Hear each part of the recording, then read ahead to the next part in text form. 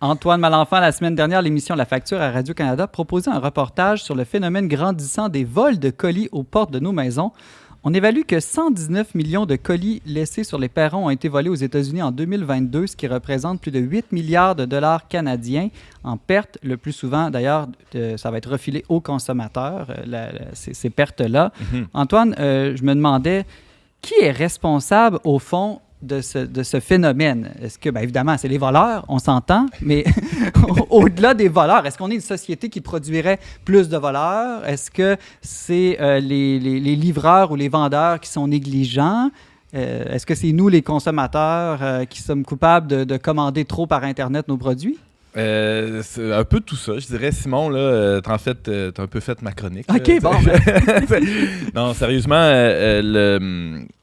oui, un peu tout ça, parce qu'on voit dans le reportage, entre autres, là, de Radio-Can, qu'il y a peut-être, hein, c'est une hypothèse, une espèce de connivence entre parfois les voleurs et les livreurs. Là. C'est sûr, il y a de l'information qui circule, je vais passer à telle heure, on prend la photo, puis entre-temps, il y a quelqu'un qui passe sur le perron, ramasser le colis. C'est un phénomène grandissant. Tu as donné quelques chiffres, là, juste pour donner une idée. C'était un Canadien sur 5 là, qui fait du commerce en ligne, qui achète en ligne en 2021, qui avait vécu ça. Puis là, c'était 1 sur 3 l'année d'après. Donc, c'est vraiment... Vous, est-ce que ça vous est déjà arrivé de faire voler un colis à votre porte? Moi, je commande très peu, puis je pense que les gens seraient déçus de se retrouver avec un livre de philosophie, là, mais je dis ça comme ça. Là. Ils ne savent pas avant, c'est un paquet surprise pour le voleur. Oh, un commentaire de Thomas Daquin. Non, on m'a jamais rien volé. Ah, bon, ça ne saurait tarder. Moi, on m'a déjà volé, puis j'étais content parce que finalement, je ne le voulais plus, ce produit-là, puis je me suis fait rembourser. Mais c'est ça. En fait, c'est intimement lié au fait qu'on commande de plus en plus en ligne. Là, la pandémie a été une espèce d'explosion de ça, là, début des années 20. Là, ça a vraiment cru comme phénomène. Alors, les causes profondes, Simon, du fait qu'il y a de plus en plus de voleurs, c'est d'abord il y a le fait qu'il y a de plus en plus de commerce en ligne qui se fait. Mm-hmm. Est-ce que... qui est responsable de ça? Il faut dire, tu sais, faut bien concevoir là, qu'on met à la vue de tous toutes sortes de produits. Des fois, c'est un iPad. Des fois, c'est vrai que c'est emballé puis on ne sait pas ce qu'il y a dedans, mais quand même, si tu ramasses une dizaine de colis dans ta journée, il y a des bonnes chances d'avoir quelques trucs de valeur et pas juste des affaires plates comme les colis de Laurence.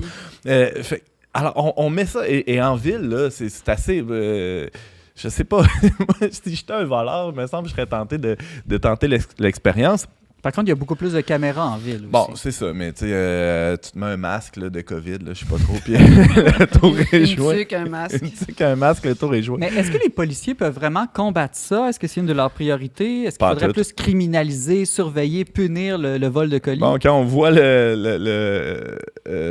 guerres de gangs là, qui sont en croissance dans les grandes villes du Québec, on s'imagine bien que les policiers ont d'autres chats à fouetter.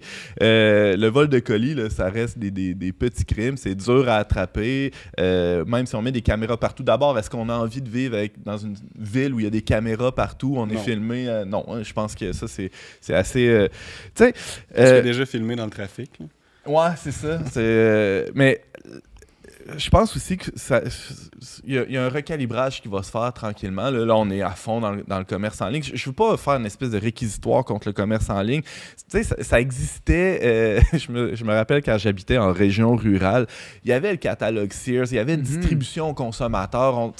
On pouvait faire venir des produits chez nous. C'était livré par la poste. C'est pas si nouveau que ça. Alors, mon grand-père était laitier. Il passait de porte en porte pour livrer son propre lait qu'il produisait lui-même. Est-ce que des gens volaient les pintes de lait qui étaient sur les perrons? Peut-être, je sais pas. Mais ultimement, là, c'est sûr que c'est un phénomène, le commerce en ligne et les colis qui traînent sur les perrons, c'est tellement gros, tellement croissant que ça occasionne nécessairement ça, mais ça va occasionner aussi un espèce de recalibrage. Il y a des solutions là, qui sont avancées, par exemple, de mettre des espèces de boîtes de dépôt. Mais je pense que plus fondamentalement, là, si on fait un pas de recul, là, si on prend un pas de recul, on peut peut-être se servir de cet événement-là pour réfléchir au concept de vol en général. Hein, parce que quand on regarde l'enseignement de l'Église, là, le voleur, c'est pas juste le petit bandit qui ramasse le colis à Laurence sur son perron. C'est aussi tous ceux qui, dans la vie économique, ne tiennent pas compte de la finalité de la vie économique.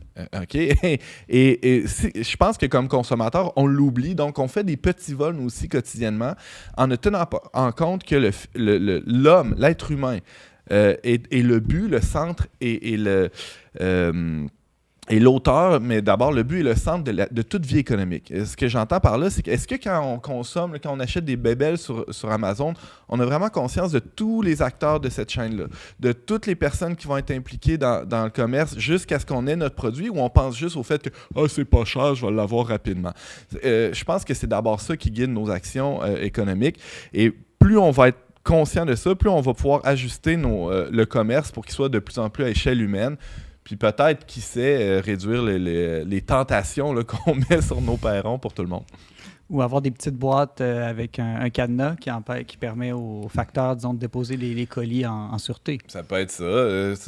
On le fait déjà pour les lettres. Il y a sûrement des solutions qui vont émerger. Je pense qu'on est juste dans une phase de recalibrage. Là, ça viendra bien. Je me demandais, Antoine, est-ce que c'est pas plus écologique de commander en ligne? C'est-à-dire, peu importe là, que ce soit...